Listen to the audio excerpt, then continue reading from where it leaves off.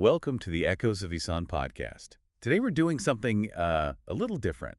Oh, Yeah, we're diving deep into a topic you might not expect on a show like this. okay, I'm intrigued. It's clothing, but not like what's trendy or anything. We're looking at clothing and adornment through the lens of Islamic tradition. Ah, interesting.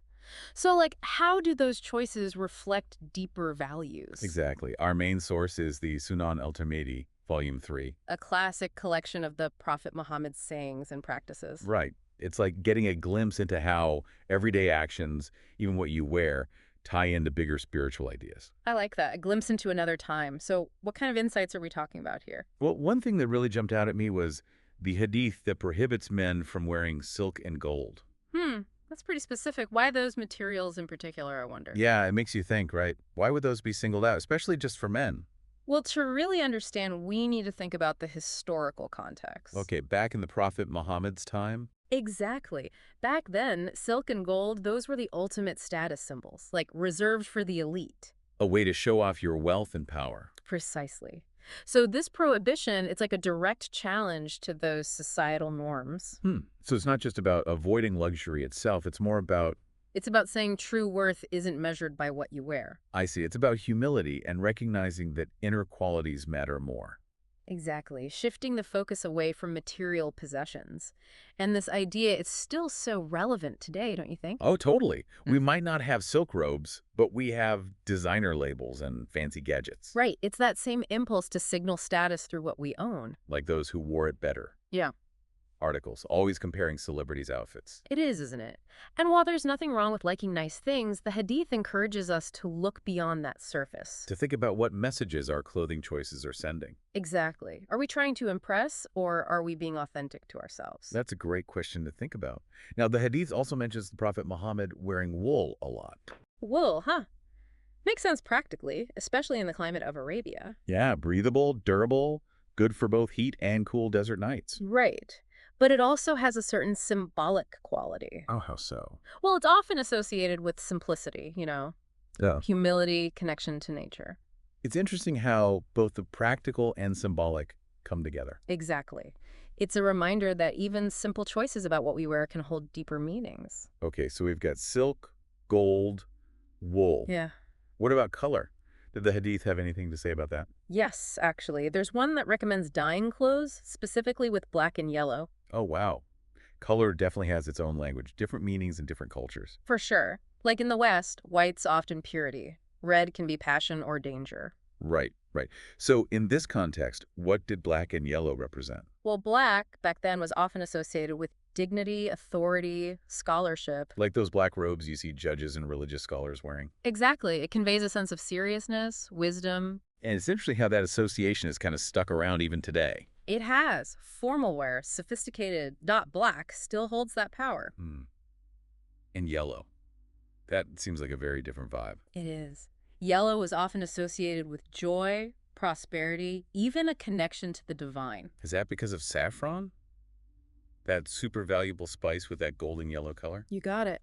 Saffron was seen as the symbol of abundance, well-being, so its color naturally took on those positive qualities. It's amazing how color meanings can vary so much between cultures. It really is. Clothing is a visual language, always changing and evolving. Well, this deep dive has definitely got me seeing clothes in a whole new light. Welcome back to our deep dive, exploring clothing and adornment through this Islamic lens. It's been really eye-opening, I gotta say. Seeing how these choices, what we wear, can reflect such deep values. Absolutely. And as we keep going through the Sunan al Tirmidhi, I want to dig into some of the specifics. Oh yeah, good idea. We've touched on the silk and gold thing, but Right. Prohibited for men, but what about women? That's a question that comes up. totally. Did those same ideas about humility, avoiding extravagance, did they apply equally to women? Well, it's interesting. The Hadith doesn't explicitly forbid silk and gold for women. Oh, really? So there's a difference there. Yeah. In fact, there are narrations where the Prophet Muhammad's wives are described wearing silk. Huh. So how do we make sense of that? Was it just cultural norms back then, or is there something deeper to unpack? It's a question scholars have debated for ages. There are lots of interpretations. I bet. What are some of the main ones? Some say the prohibition for men was specifically to prevent them from imitating women's clothing. Oh, interesting. Like maintaining those distinct gender roles. Exactly. It was a different time. Those roles were much more rigid. Right, right. So these guidelines, they were revealed within that specific cultural and historical setting. Precisely. And while the core principles, modesty, humility, those remain timeless. The way they're applied might look different depending on the context. Exactly. So, speaking of context, maybe it's a good time to talk about head coverings. Okay, yeah. We mentioned the Prophet Muhammad wearing a turban, but what about for women? Right, and it's a topic with lots of discussion and different practices even today. Absolutely. I'd love to learn more about the Hadith's guidance on that, especially with so many interpretations out there. You're right. It's important to be sensitive here, no one-size-fits-all answer. But the Hadith does emphasize women covering their hair and chest. I see. And that's often seen as the basis for the hijab. Exactly. It's seen as expressing humility, respect for one's body, focusing on inner beauty over outward looks. But, even within that, there's a wide range of practices. Oh, absolutely. Some women cover their whole face, others just their hair. Lots of cultural variations, too. It's like a shared principle, but expressed in so many different ways. I agree. It reflects those individual choices, cultural influences, personal interpretations. That makes a lot of sense. Okay, so we've got the hijab as part of that modesty principle. But going back to avoiding extravagance, that seems to go beyond just materials, doesn't it? You're picking up on that thread. Good.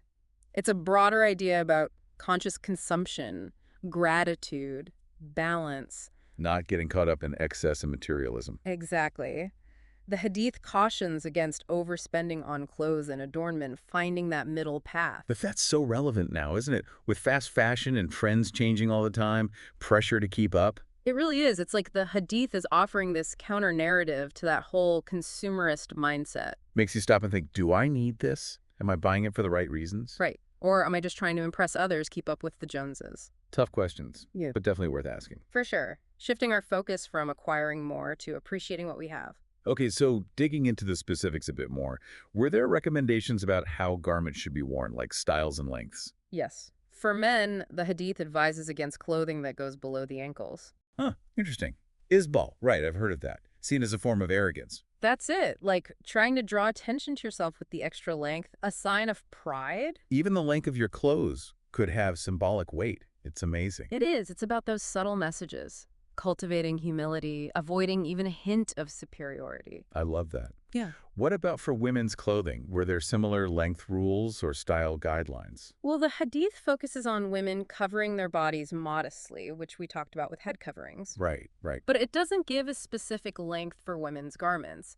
There's room for interpretation, cultural adaptation within those guidelines. Makes sense. Given all the different contexts where Islam is practiced, there needs to be that flexibility. Exactly. It goes back to those principles being applied with wisdom, considering the specific circumstances. So it's not just a rigid rule book, it's more nuanced than that. Exactly. And we see, again, how the teachings provide this ethical framework, but there's diversity in how it's put into practice.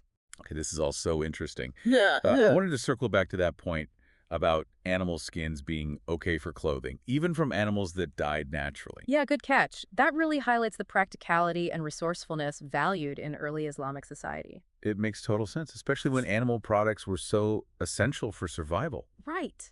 There was this respect for those resources, making the most of what was available. It's like avoiding wastefulness was a core value. Definitely. And that connects to today's conversations about sustainability and ethical consumption, doesn't it? It does. Makes us think about where our clothes come from, how they're made, what happens to them afterwards. Absolutely. That Hadith's emphasis on using resources wisely, it resonates with that whole movement toward conscious consumerism. So inspiring to see those timeless principles still relevant today, helping us navigate the complexities of the fashion industry. It is. Reminds us that there's deep wisdom in these traditions, guiding us toward a more ethical, balanced relationship with what we wear. Well said. Okay, so we've covered a lot of ground, but I'm also curious about clothing as a form of cultural expression. Oh, absolutely.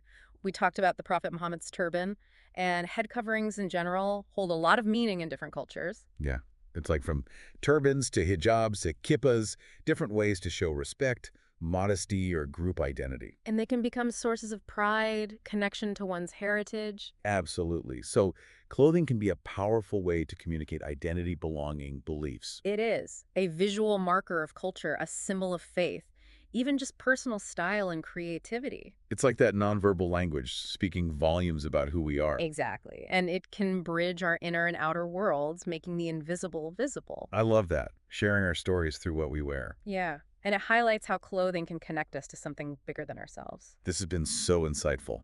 Really got me thinking about clothing on a whole new level. Welcome back to our deep dive.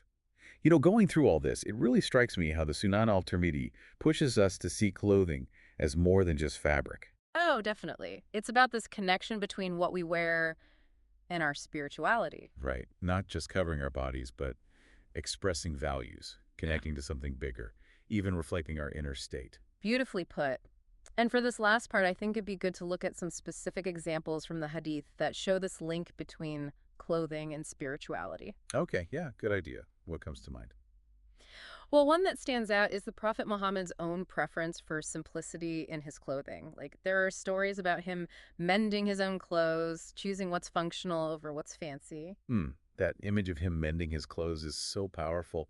It really makes you rethink ideas about leadership. For sure.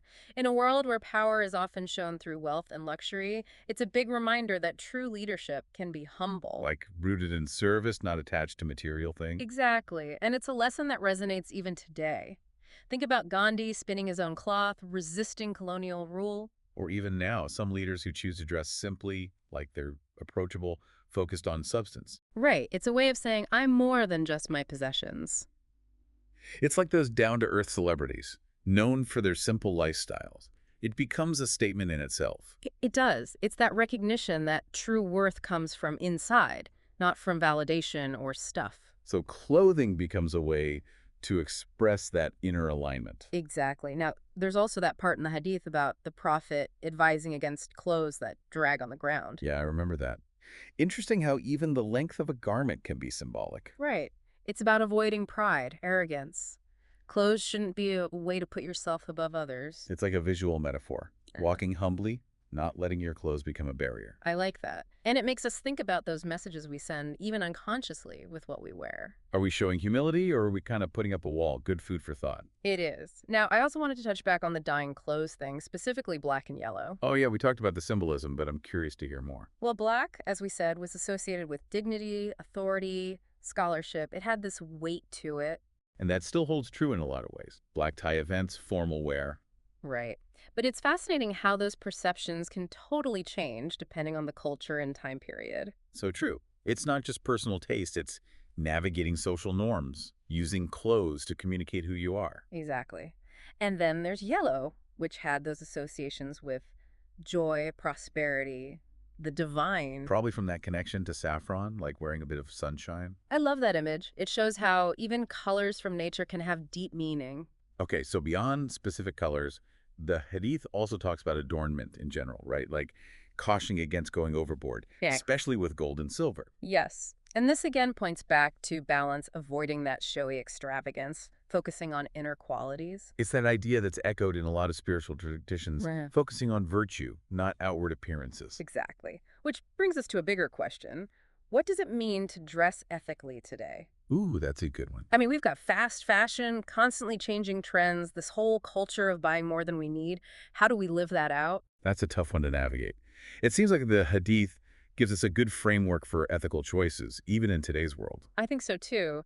We've talked about modesty, humility, resourcefulness, avoiding excess. Those are all good guides. So it's like asking those questions. Where did these clothes come from? Who made them? What's the environmental impact? Right. Do I really need this? Am I being mindful or just impulsive? It's recognizing how our choices are all connected, how what we wear can affect others and the planet. Exactly. It's shifting from just thinking about ourselves to a more compassionate, big picture view.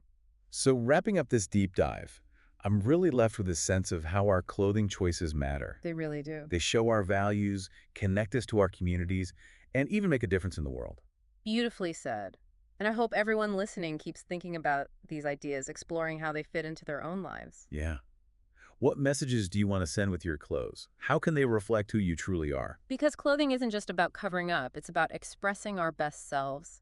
And on that note, thanks for joining us for this deep dive. It's been a pleasure.